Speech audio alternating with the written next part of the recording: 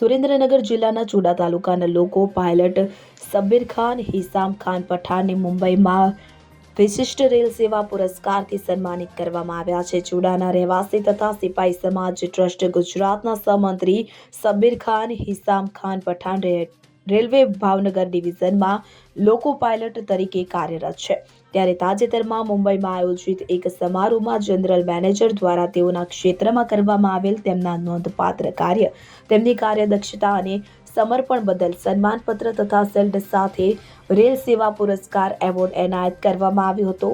ઉલ્લેખનીય છે કે સબ્બીર ખાન હિસામ ખાન પઠાણ એક એવા રેલ કર્મચારી છે કે જેમને અગાઉના વર્ષોમાં ડિવિઝનલ રેલવે મેનેજર એવોર્ડથી પણ સન્માનિત કરવામાં આવ્યા છે. તેમની આ સિદ્ધિઓ બદલ વરિષ્ઠ અધિકારીઓ તથા સહકર્મીઓએ અભિનંદન સાથે ઉત્તરોત્તર પ્રગતિ કરી કુટુંબ, સમાજ અને દેશનું નામ રોશન કરો તેવી અઢળક શુભકામનાઓ પાઠવી હતી.